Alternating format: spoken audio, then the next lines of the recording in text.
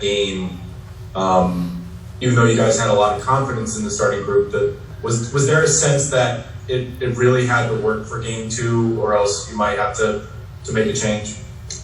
No, it's a group I believe in. Hasn't had a lot of time to build a cohesiveness, but the only way to get there is for them to play together. So I didn't really have that concern.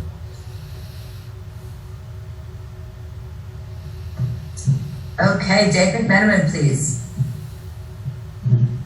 Right. You mentioned Contavious' plus-minus last night as being so impressive. But obviously, we know he can shoot, and that's a part of what he does. What did you make of, I think it was over 4, did you, upon film, did you see shots that could have been there for him? And do you see more opportunities for him as the series progresses? Yeah, I mean, it depends how well we move the ball, and if he gets shots in the rhythm of the offense, they're the ones we want him to take and make. We do not want him to force, but obviously remain confident, which he does. And some opportunities some nights he's gonna have a lot more opportunities, and some nights he's not. So his primary role is to defend and to run the floor, and provide that spacing when double teams come. And some nights there's gonna be a lot of shots, some nights there's not. But we just want him to remain confident, which he does. Okay, Wayne, please. Arizona Republic. Thank you, Coach. Just really a couple of things. One, looking at Chris, and obviously with that shoulder, does that change how you guys will approach Game 3, knowing that still bothered him, or he could improve? And then B, in terms of Ayton, he's only missed 3 shots in this series. What things you guys feel like you can do better in limiting him on the offensive end? Yeah, 2 good questions. In terms of Chris, we don't really change anything. We always expect our best. If he's on the floor, he's one of the best competitors in this league, and we expect him to be at full strength and to do everything he can normally do. So we're not really changing anything with how we're playing him. Just carrying that respect level. And with regard to DeAndre, we try to play bigger and limit his efficiency, but he's just off to a great start in his playoff career, and we're doing the best we can with him, just bringing as much size as we can and competing with him.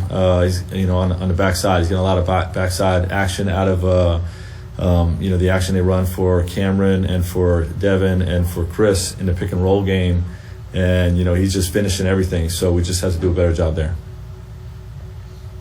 Okay, BT.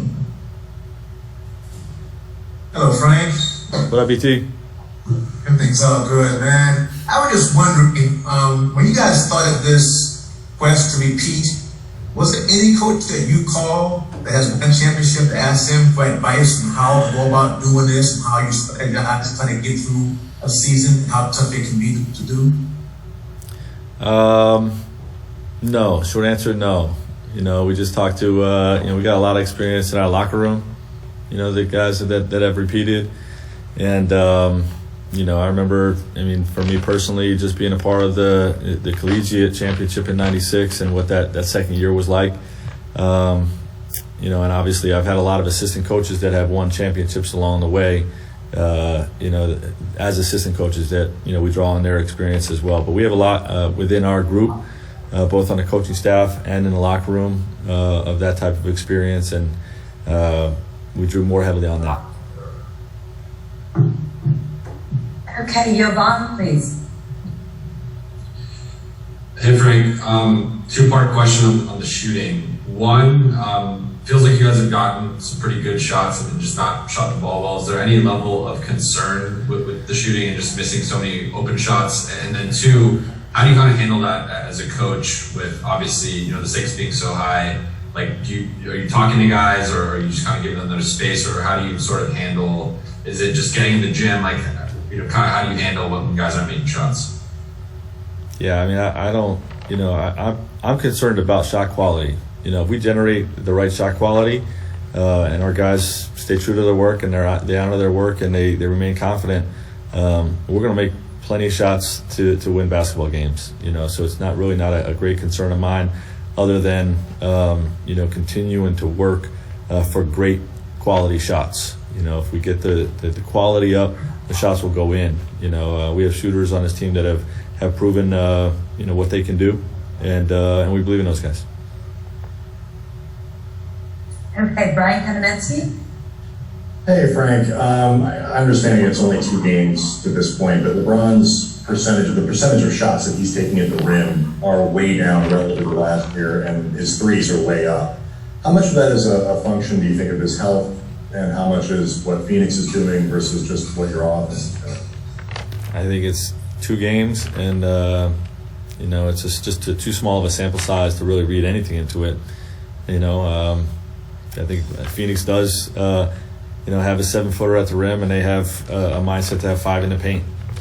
So I mean, Bron's always going to take what the defense gives them, but I think 2 games is too small of a sample size. Thank you. Okay, and last question, Frank.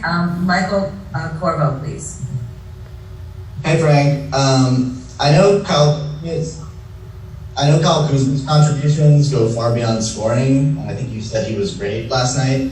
But I'm just wondering if there's any feeling like you need to get him going at least a little bit more. Obviously, he has just 2 points this series. Yeah, a little bit more. There is a mindset, on my part, that we can get him in some more action just because we know what he's capable of. But his role in this team is to be a secondary scoring option and defend and rebound and make all the hustle plays, and then finish when the ball swings to him. It's really we play through Anthony and LeBron so much, and even more so in the playoffs. So there is a mindset to get him involved some, but it's not something that we don't want him forcing, and we as a coaching staff don't want to force feed that type of action.